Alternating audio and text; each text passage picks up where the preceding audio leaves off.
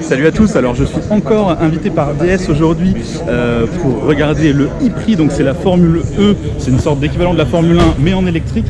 Alors pour l'instant on est dans un des tout premiers virages de la course, c'est les qualifications, donc on va regarder un petit peu ce qui se passe. Il y a déjà eu quelques crashs dans ce même virage, donc on va regarder s'il y en a d'autres tout à l'heure. Bon, tout à l'heure il pleuvait, donc là c'est sec, il y a un peu moins de risque de crash, mais on sait jamais, on va regarder, on va quand même aller filmer un petit peu tout ce qui se passe ici.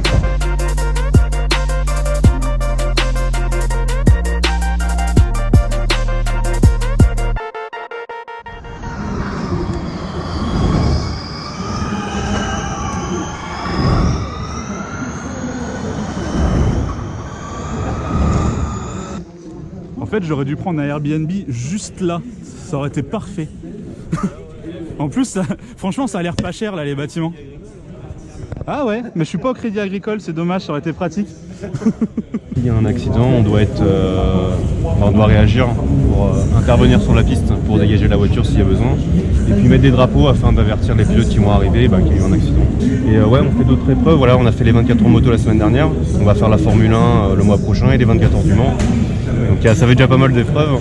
Et après, bon, il y a pas mal de petites épreuves. Nous on a quand même pas énormément de temps. Après, il y en a qui ont pas mal de temps, donc ils font pas mal d'épreuves, notamment quasiment toute l'année, quoi. Ils font que ça, c'est leur passion. Donc eux, ils font des petites épreuves, des petits rallyes, tout ça. Donc c'est plutôt eux qu'il faut féliciter pour le coup, parce que nous on fait plutôt les grosses épreuves. C'est tout simplement la formation FFSA. Voilà, FFSA. Ouais. C'est dur à dire. Hein. Il y a beaucoup de lettres. Ouais, il y a trop de lettres, c'est ça. Et ensuite, il faut s'approcher d'un club. Donc nous, par exemple, c'est la CO, donc l'Automobile Club de l'Ouest.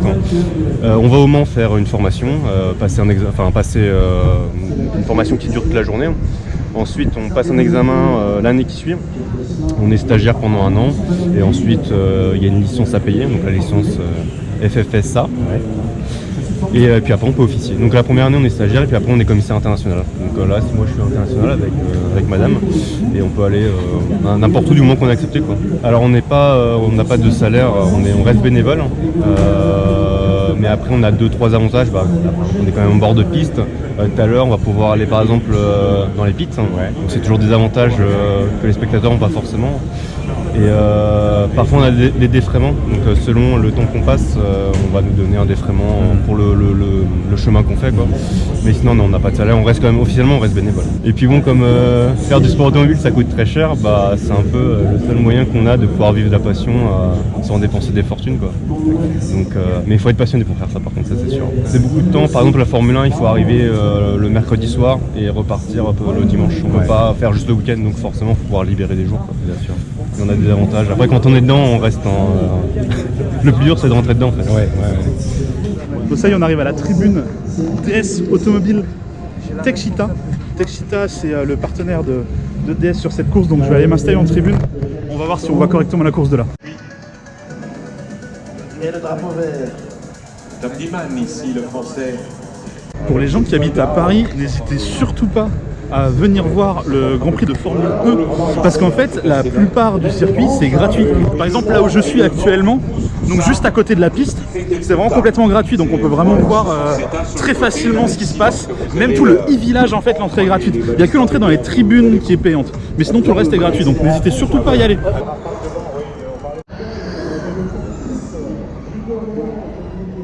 Genre là où je suis c'est gratuit, il y a un énorme écran et en fait les voitures passent vraiment juste devant nous. C'est-à-dire que la piste elle est vraiment juste là. Ça vaut vraiment le coup de venir si vous habitez pas loin, quoi.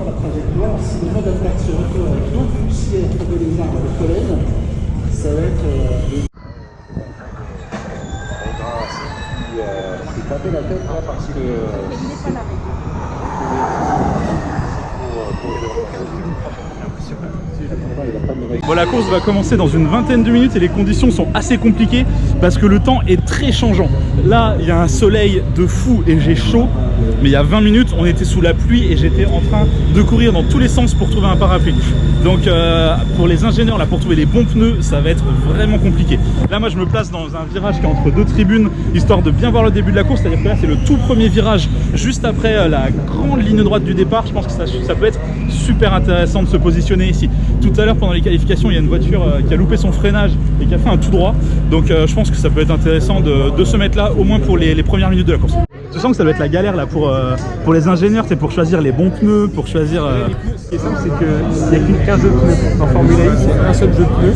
Ah ouais? Qui fait pluie ou pas pluie. C'est des pneus, c'est des pilotes sport de chez Michelin, c'est ce qui se rapproche le plus du pneu de tous les jours, en sens pneu sport chez Michelin. On va dire, c'est un pneu qui est plus tendre que ce que tu achètes dans le pneu.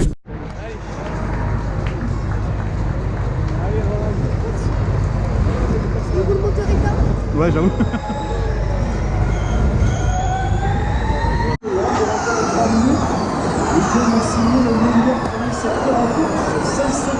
Il est très pressant, le néerlandais sur le suisse.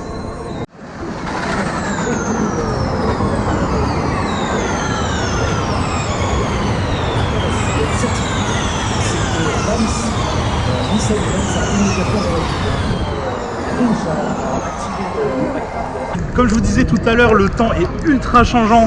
Là, il s'est mis à pleuvoir, c'est un truc de fou. Alors par contre, j'ai appris également qu'il y avait un seul train de pneus. En fait, il n'y a pas de pneus slick et de pneus pluie comme en Formule 1. La Formule E, il n'y a qu'un seul train de pneus. Donc je vais me remettre dans l'autre virage. J'étais en tribune jusque maintenant. Je vais me remettre dans le virage parce qu'il y a possibilité qu'on voit des trucs intéressants. En tout cas, pour l'instant, DS est en seconde position.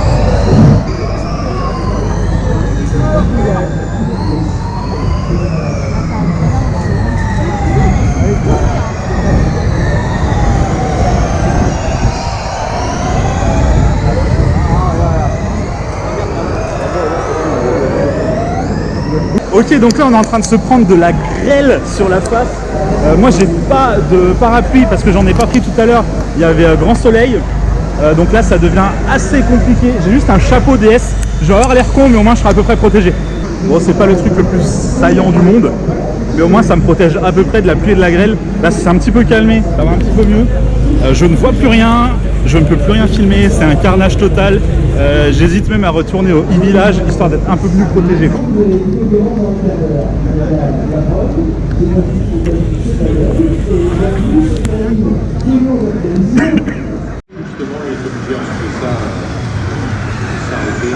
Peut-être que la transmission a été coupée et cassée à l'arrière. On sait que c'est le talon d'Achille qui s'est protégé et la direction à l'avant. Et voilà pourquoi c'était c'est moi j'avais là.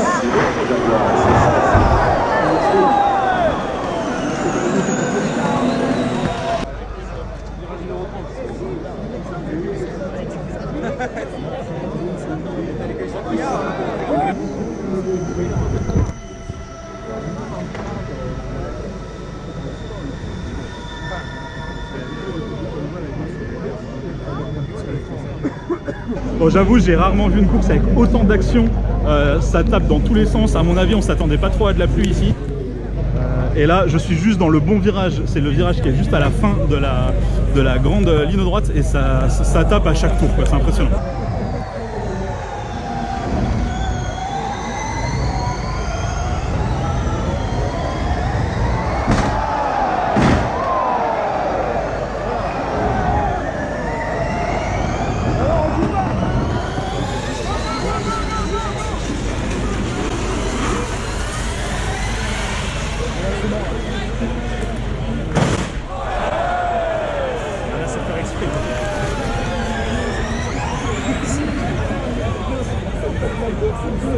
C'est-à-dire que le safety car vient à peine de ressortir du circuit et ça a déjà retapé toujours dans le même virage. C'est ridicule. Bon, par contre, il est 17h. Moi, j'ai mon train dans environ 1 heure à Gare de l'Est. Je sais que ça va être le bordel pour sortir du e-village et pour prendre un Uber pour aller jusqu'à la Gare de l'Est. Donc, je vais arrêter la vidéo de façon un petit peu abrupte ici même. Du coup, je vais vous inviter à regarder d'autres vidéos et à vous abonner si ce n'est pas déjà fait. Allez, bye bye!